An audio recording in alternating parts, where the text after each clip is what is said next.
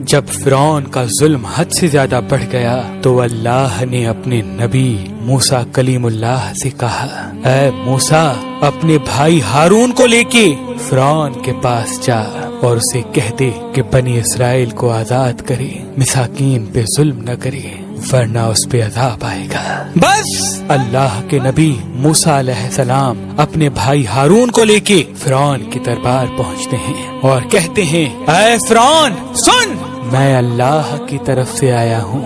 فرعون ہنس کے کہنے لگا، کون اللہ؟ یہاں کا تو رب میں ہوں۔ موسیٰ علیہ السلام فرمانے لگے، اے اپنے آپ کو خدا کہلانے والے، تیری حکومت تو ان چند لوگوں پہ ہے، لیکن حقیقی خالق وہ ہے جو مشرق و مغرب پہ حکومت کرتا ہے، جس نے زمین و آسمان کو پیدا کیا، جس کی سلطنت تلے چرند پرند زندگی بسر کرتے ہیں۔ فرعون زور زور سے ہنسنے لگا اور کہنے لگا کہ اے موسیٰ، کیا تو دیوانہ تو نہیں ہو گیا؟ اپنے کپڑے دیکھ، اپنی حیثیت دیکھ، نکل جاؤ ورنہ تمہیں میں قید کروا دوں گا۔ اللہ کے نبی موسیٰ علیہ السلام نے فرمایا، اے فرعون، اگر میں ابھی اللہ کی کوئی نشانی لے آؤں تو پھر تم بنی اسرائیل کو آزاد کرو گے، انسانوں پہ ظلم کرنا ختم کرو گے؟ فرعون کہنے لگا، کون سی چیز ظاہر کرنا چاہتے ہو؟ ظاہر کرو۔ بس اللہ کے حکم سے موسیٰ علیہ السلام نے اپنی عصا کو زمین پہ رکھا۔ جیسے ہی اس عصا کا زمین پہ رکھنا تھا، وہ اژدہا بن کے پورے محل میں پھرنے لگا۔ پھر اللہ کے نبی موسیٰ علیہ السلام نے اپنی بغل میں ہاتھ ڈال کے جیسے ہی باہر نکالا تو وہ چاند کی طرح روشن نظر آنے لگا۔ فرعون کے محل والے سب حیران ہو گئے۔ فرعون نے سوچا کہیں بغاوت نہ ہو جائے تو کہنے لگا، اے موسیٰ، کیا تو اس جادو کے زور سے میری سلطنت کو ختم کرنا چاہتا ہے، بنی اسرائیل کو آزاد کرنا چاہتا ہے؟ اے موسیٰ، یہ زمین جادوگروں کی زمین ہے اور میرے پاس اس سے بھی بڑے جادوگر موجود ہیں، کیوں نہ ایک مقابلہ کرتے ہیں؟ تو اپنا جادو دکھا، ہم اپنا جادو دکھاتے ہیں۔ اللہ کے نبی موسیٰ علیہ السلام نے فرمایا، اے فرعون، یہ جادو نہیں بلکہ اللہ کی نشانی ہے۔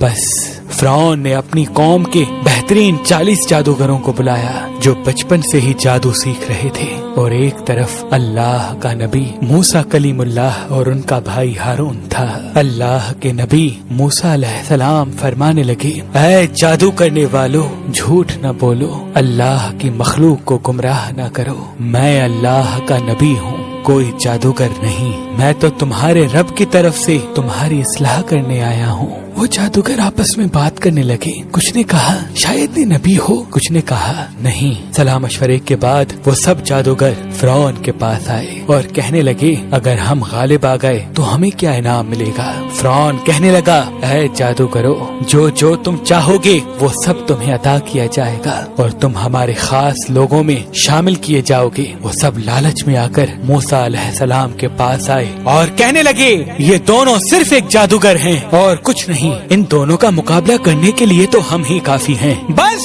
وہ 40 کے 40 جادوگر صف بنا کے موسیٰ علیہ السلام کی طرف بڑھنے لگے۔ تمام لوگ حیرت سے دیکھ رہے تھے اور کہہ رہے تھے کہ آج جو غالب ہو گیا بس وہی سچا ہے۔ پھر وہ جادوگر کہنے لگے، اے موسیٰ، پہلے تم اپنی نشانی ظاہر کرو، پھر ہم تمہیں دکھائیں گے کہ ہم کیا ہیں۔ اللہ نے موسیٰ پر وحی کی کہ اے موسیٰ، پہلے ان کو اپنا جادو دکھانے دے۔